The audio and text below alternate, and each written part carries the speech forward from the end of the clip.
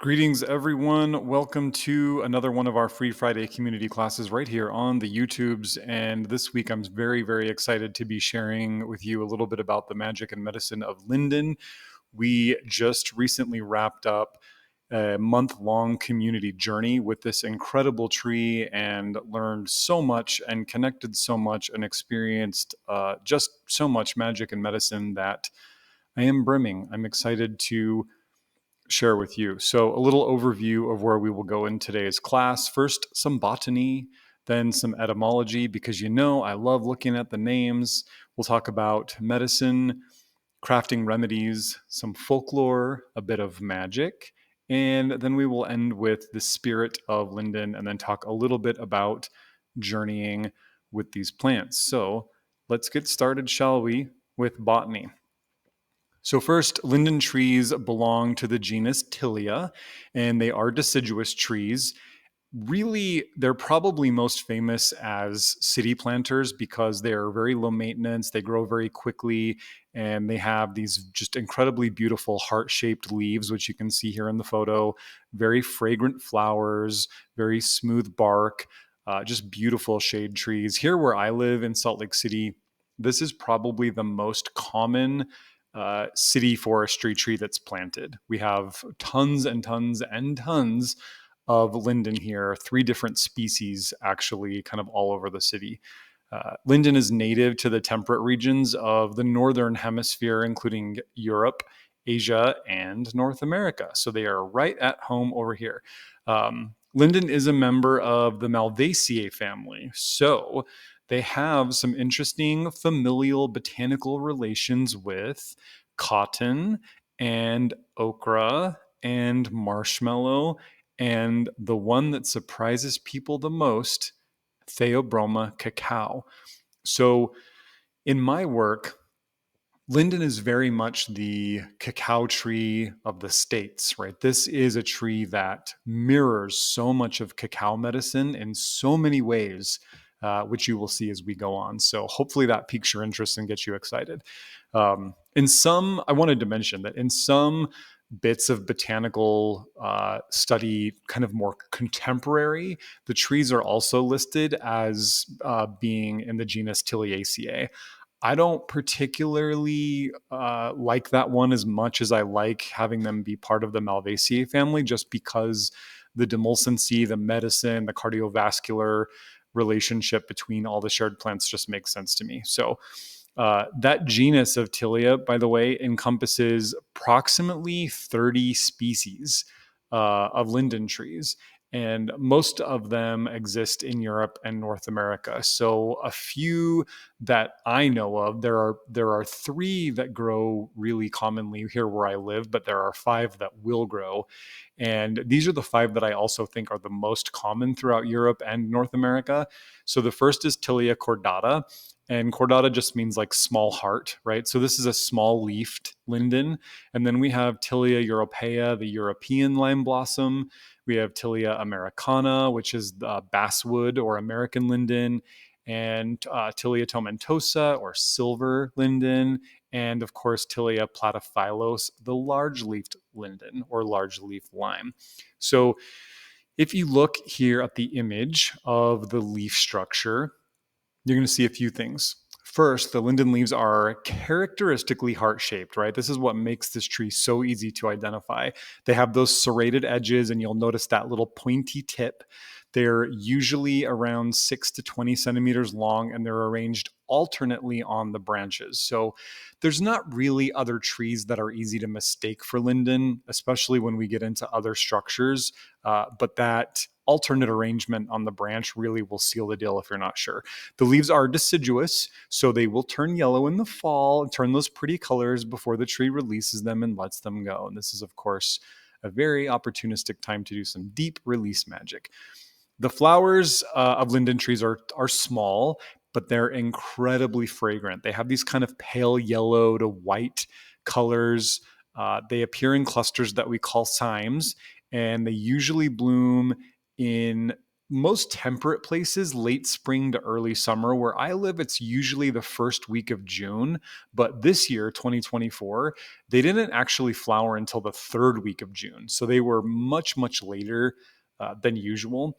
But we also found where I live that the pollinators, the bees and moths and butterflies all kind of came back a little late. So I just found that was a really interesting correlation.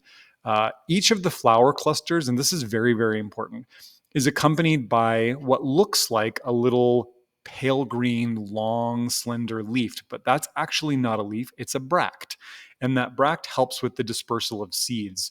So when the tree releases their seeds, that bract acts like a little propeller and kind of carries the seeds further away. So we don't actually, I don't really like to work with the bract in medicine. It gets a little bitter and it's, doesn't really have all the medicine that heart-shaped true leaf and the flowers have. The flowers are also rich in nectar.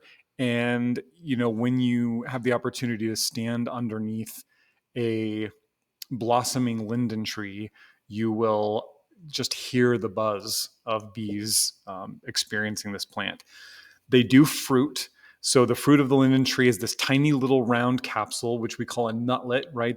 They almost look like coriander seeds. And they are usually, when they're opened up, there's usually 1, 2, or 3 seeds in there, and they mature pretty late in summer. Like the trees where I live right now, kind of mid-July, the seeds are forming, but they're very, very soft still. So late summer, they'll dry out, they'll become really light, and then those bracts will separate from the tree and the wind will be able to carry them away. That bract acts like a little wing, which is cool. Linden bark is really smooth and has kind of a grayish color when they're young, and it becomes a little more ridged and furrowed with age, as do we. The wood of linden is soft and light, and it's very easy to work with. It's an ideal wood for carving, for turning, for putting on a lathe, for doing all kinds of woodworking projects. And it's also a superior wood for crafting incense charcoal. So especially like in the shoyedo Japanese styles of incense charcoal, linden is really quite superior. They're adaptable to a pretty big range of soil types, but they tend to like well-drained, fertile soil, which is interesting because where I live, that's not really the case, but they still thrive here. They'll do well in full sun, partial shade, and again, they thrive in urban environments. This is a tree that, you could easily have one in your backyard, your front yard. These are great trees for parks and public spaces. They're so low maintenance, right? You really don't have to trim them or baby them too much. They can get uh, anywhere from like 70 to 120 plus feet tall, and they can get up to 50 feet wide. So you have to be mindful of which species of linden you pick. Some of them are a little more dwarfish and some of them are really big, depending on how much space you have. They can live to well over 1,000 years too. They've got a pretty good lifespan for an urban deciduous tree. So, I think the last thing I want to say about the botany is how significant linden's role is in providing living spaces and protection and shelter and food for so many wildlife species. The flowers are such a crucial source of nectar for pollinators, especially bees, but you'll see butterflies and moths. And the dense deciduous foliage is really important for birds and squirrels and chipmunks, especially those who live, in the city with us. So there's a bit about botany. Hopefully, you learned some new things. Next, let's talk about the etymology. So the name linden comes from the Old Germanic linta, and we also see it cognated in Old Norse lind and in the Dutch linda, probably from the Proto-Indo-European reconstructed word lindo, which has the prefix lind, which just means flexible or pliable. And this really speaks again to linden's wood. Very easy to carve, very flexible, and a plant that also, when we get into the folklore, we're going to bring this flexibility back up because this is a very important wood in a lot of the folklore. Now, you may have noticed in the botany section that I referred to linden as lime or lime blossom or lime tree. This is really more common in Europe than it is in the States. We tend to call linden either linden or basswood. Southern Europe tends to call tila, and Western and Northern tends to call lime blossom. There's no relation between this tree and lime, the citrus lime. It actually comes from the Middle English landa, which again has that same, Proto-Indo-European reflex from lindu, and it just sounds cognate to lime, so people have called them lime blossom. So let's do some medicine, shall we? The energetics of linden are sweet, bitter, and cool. When we look at the humoral tradition, we find them listed as warm and dry in the first degree.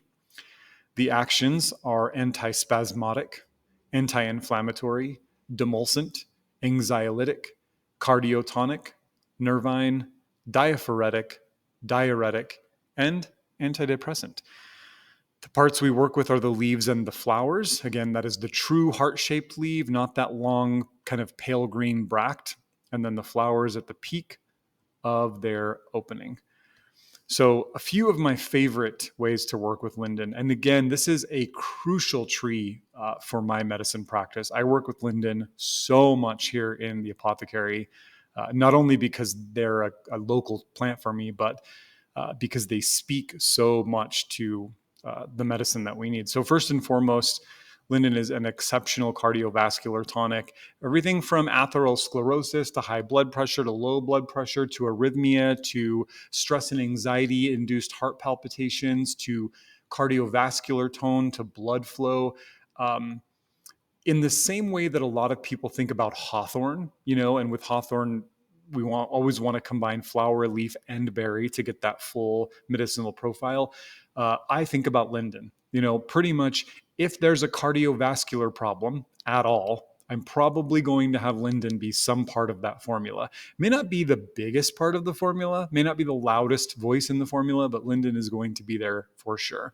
So not only do I think about the sort of physical, structural, functional aspect of cardiovascular health with linden, but I also think about when people hold their worry, their stress, their anxiety in the heart, right? The chest becomes tight, or there's heart palpitations, or it feels like there's a weight over the heart, or some congestion.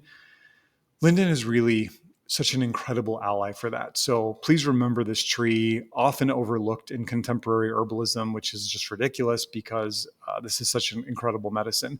Liver tonic, there's just enough bitterness and coolness here to really stimulate the liver, to clear out obstruction, to cool and pacify.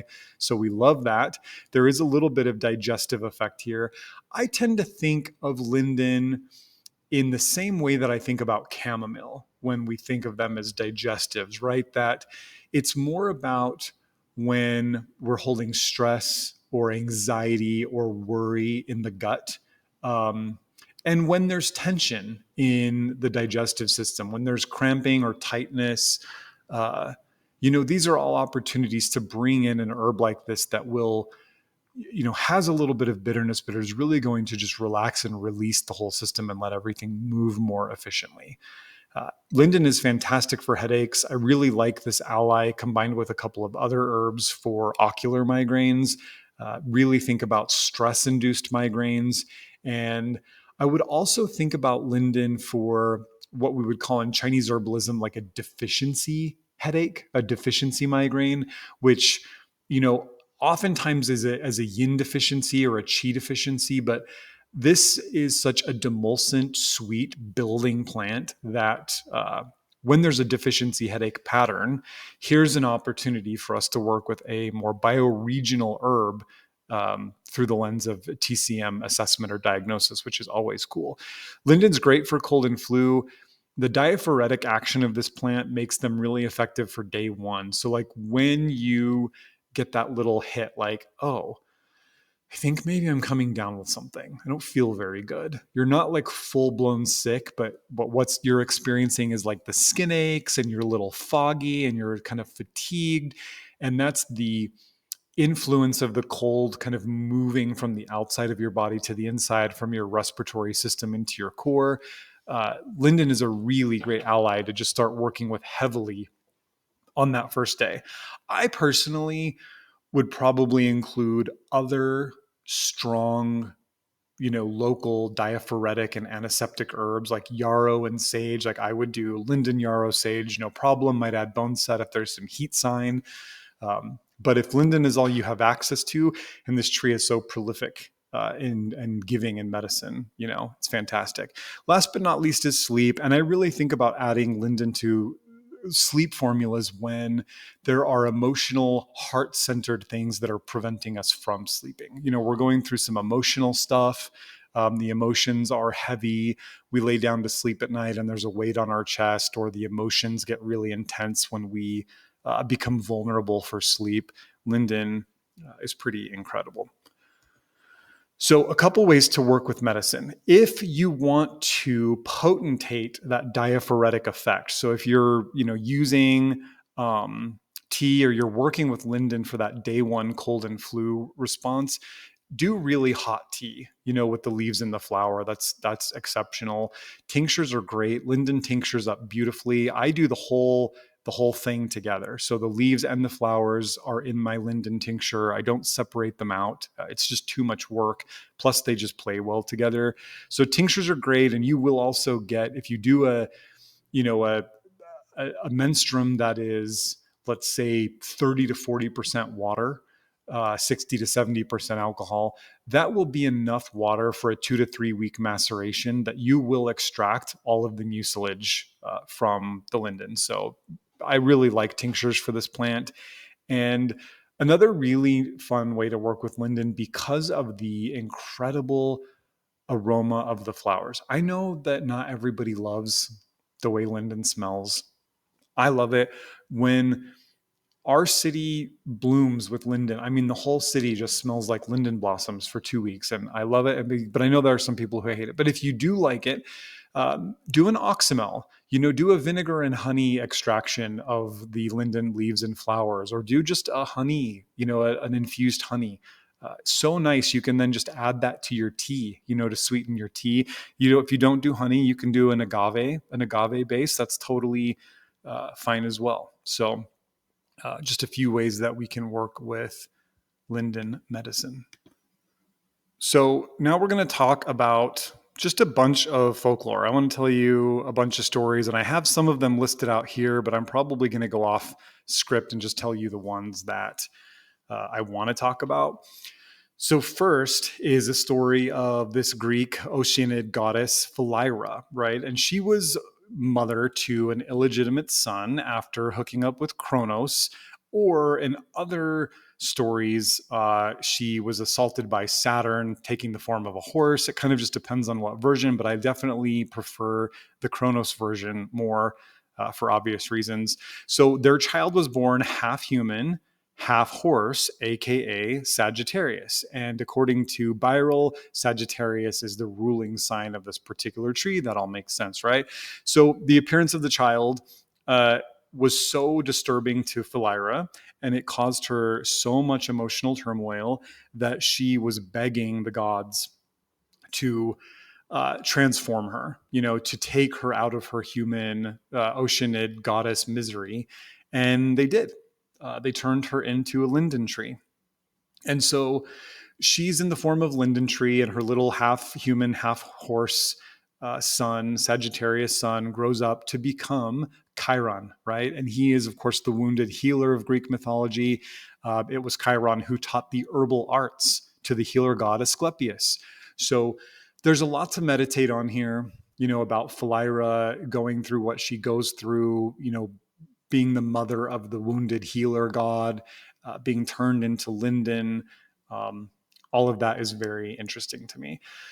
Linden, it was also very sacred to both the Norse goddess Freya, the Vanir goddess of love, and of Frau Holda, the primordial goddess of death and rebirth, right? So we have some interesting contrast here. The tree is paramount in early Germanic lore as a place to make offerings to the old gods. I talk about this a lot, that trees are liminal spaces. They are crossroads and pathways, and what is done at the tree in ritual context is done at the center of the cosmos. And we see so many stories of Linden. I'll tell you a couple more here in a minute. So many stories of Linden acting as the central place, right? The place where offerings could be left and sent through to the realm of the gods, which is just so awesome to me. The linden tree has always been experienced as having this really liminal kind of magical energy, right? So it's very cool. I talked about this a little bit earlier with the linguistics, but in many of the Old English linguistic studies, we see that linden is associated with shields, right? Battle shields, specifically with words like lid. So we have like our contemporary word lid, like you would put a lid on a jar, which implies a pliable wood material perfect for crafting a shield, right? A shield is kind of a lid that you're using to cover yourself. On top of the Old English names, we also see cognates of linden and place names across the British Isles, right? And whenever we see tree or plant names and place names, we know there's some deep relationship there. So, for example, Essex, also Lindsell, right? Kent, Linstead. So there are lots of place names that reference Linden. I'm trying to think what else I want to say. Maud Grieve asserts that if you've ever been around Linden or you've parked your car under a linden tree in the summer, you know that the leaves exude this kind of sugary, sappy material. It'll get all over your windshield and get sticky, or if you touch the leaves, they'll have kind of a sticky tackiness to them. Grieve says that this material is of the same composition of the manna spoken of in the Bible from Mount Sinai. So that's very interesting. The thing, in ancient German villages where they had the thing, the sort of communal council, it was always done in the center of the village around a central linden tree. And all of the things, these kind of judiciary meetings would take place. And around the linden tree, justice and peace would be restored.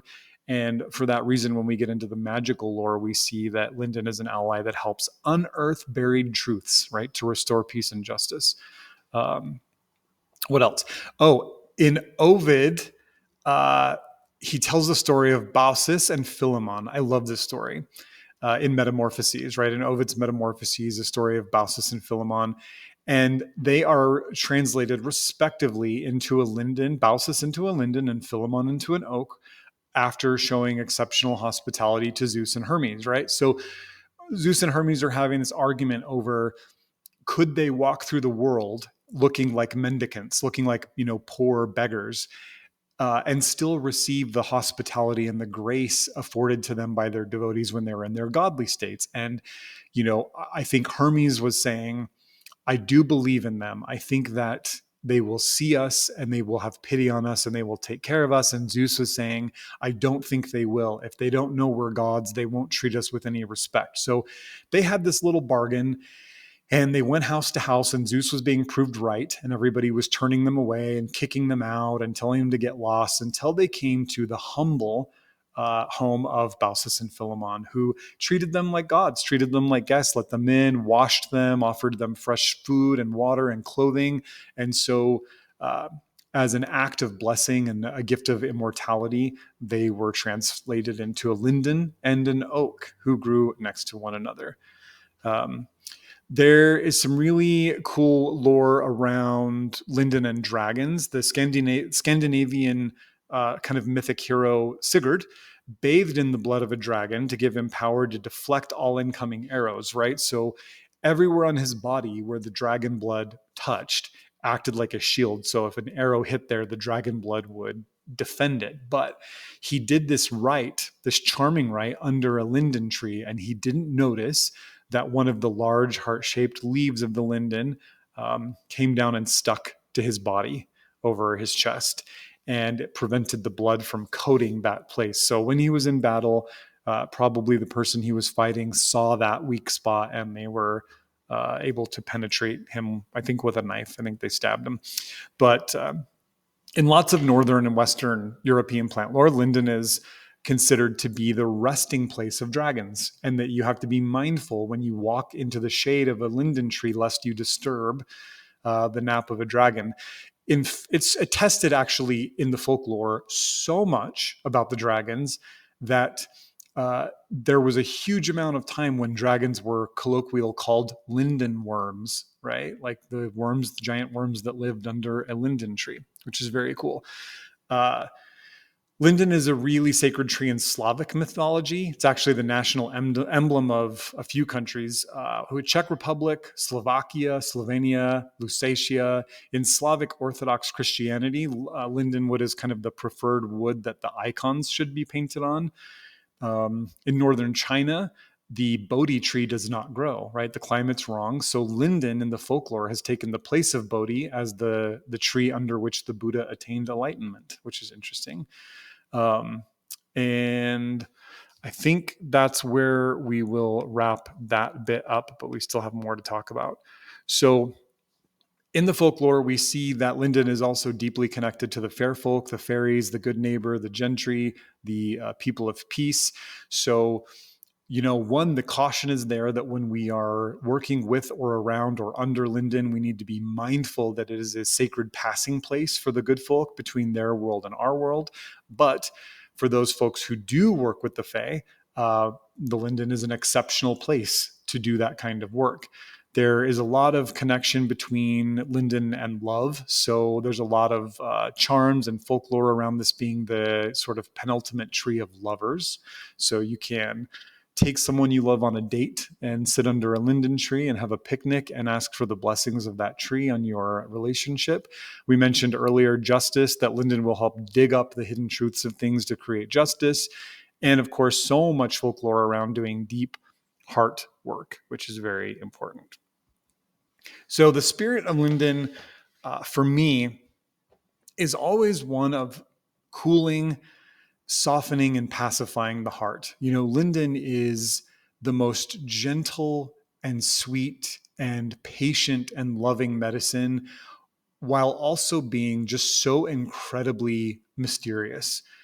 If you ever have the opportunity to stand underneath the canopy of a giant linden tree, you will feel as though you kind of stepped into another world. The air takes on a different feeling, right? The energy is different. And the light that passes through the linden leaves creates this beautiful virescent glow.